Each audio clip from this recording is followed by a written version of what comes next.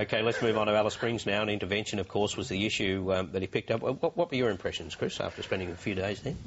Look, there is no doubt that there were two clear messages that came out, that something had to be done after the Little Children of Sacred report came out.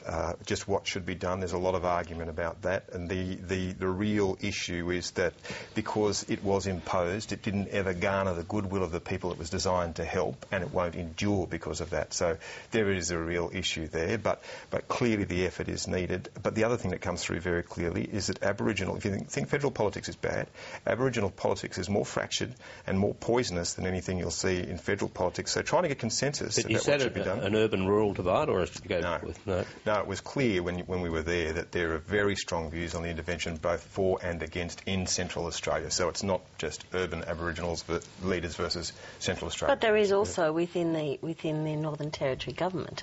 It's not just an issue that's dividing the people themselves, the communities that are affected by it. It divides politicians and policymakers not only in the Northern Territory but across Australia. I mean, this is a highly controversial decision that was taken, but it's an issue that has huge concern to everybody, and just trying to get it right, and how do you do that, is something that that is bedevilling at a federal and a Northern Territory government level. But how much of a divide is there between the major parties then? Tony Abbott is saying that he wants some sort of bipartisan approach on this. He would like Julie to travel with him, or perhaps the other way around, to some of these areas. Is that a genuine thing on his part? I think he's genuine. I think Jenny Macklin's genuine too. I don't think there's a great division between the two. But they're facing this enormous problem, which a lot of Australians don't want to talk about, because it doesn't affect just Aborigines, it affects the whole of the country.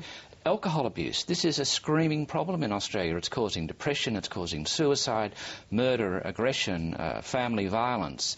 And what you have in parts of the Northern Territory is just this writ large. I mean, why are Aboriginal people not working? Whereas Chris had pointed out on his 7th report last week, where you've got Africans working in Alice Springs who are immigrants, you've got backpackers, but you don't have the local Indigenous population. The answer is because many of them are drunk most of the time. Now, this is also true of white Australians and other Australians, but it's extra important there. How do you address alcoholism and how you stop alcoholics drinking is a massive problem. And we talk a lot about smoking, and we talk a lot about, environmental pollution, but alcohol's the principal social problem in Australia, as in many other Western countries. And for decades, politicians have talked about this. Well, what happened was that there was a time when Aborigines were not allowed to drink. And then we centralised the industrial relations system. We threw them off the camps and the settlements. They ended up in the urban centres at the time when the alcohol bans were lifted. And we turned a group of hard-working Aborigines who ran cattle stations and worked hard and were very fit.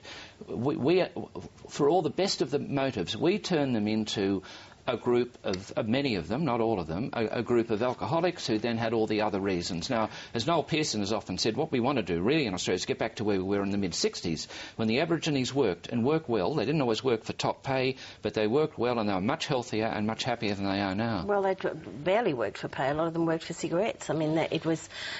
Well, some of them worked for pay and some of them worked for keep. But when this system was centralised, the missionaries and others went to the Industrial Tribunal and said, if you do this, this is what will happen. They will go on welfare, they will go on alcohol. That's exactly what happened. All right, one last thing too on this, Barry. It always sounds paternalistic when you talk about this stuff, but the end point of welfare has to be work, surely. And sometimes you wonder when you hear this debate whether some of the people who work in the welfare industry think that anyone should ever exit the welfare system. And surely for whatever Australian is in it, if you can work, then you should be encouraged to work. Well, that's been a recent theme, of course, of Julia's, hasn't it? Julie Gard's,